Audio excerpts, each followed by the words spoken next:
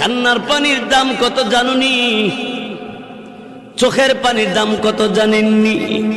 কঠিন কিয়ামতের ময়দানে আল্লাহ নবী জাহান্নামের পারে দাঁড়ায় দাঁড়ায় কাঁদবে আর বলবে, হে আল্লাহ, জাহান্নামের ভিতর আমার উম্মতেরা আছে, উদ্ধার কইরা দাও আল্লাহ, তাদেরকে মাফ কইরা দাও আল্লাহ রাব্বুল আলামিন।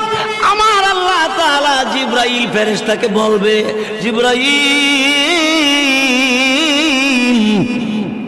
আমি আল্লাহর কুদরতি দরবারে পানির পাতিল আছে, পানির পাতিল নিয়ে যাও, আমার নবীর কাছে নিয়ে দিবা।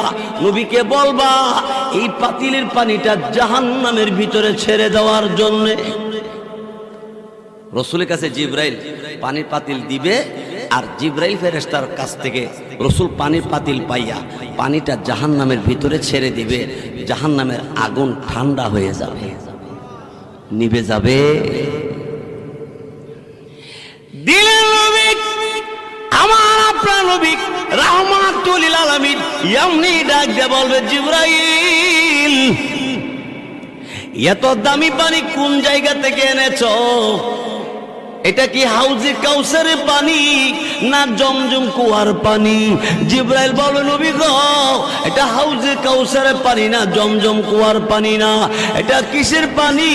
আল্লাহ রাব্বুল আলামিন তখন ডাক দেয়, বলো জিবরাইল রে, আমার নবীকে বলে দাও। এমনি জিবরাইল ফেরেশতা তখন ডাক দিয়ে বলবে, এই আল্লাহ নবী দুনিয়ার জমিনে আল্লাহকে ভয় করে চোখের পানি ছেড়ে, আল্লাহর বান্দা চোখের পানি ছেড়ে ছেড়ে কাঁদছে, এই কান্নার পানিটা আল্লাহ তাআলা জমা রাইখা দিছে।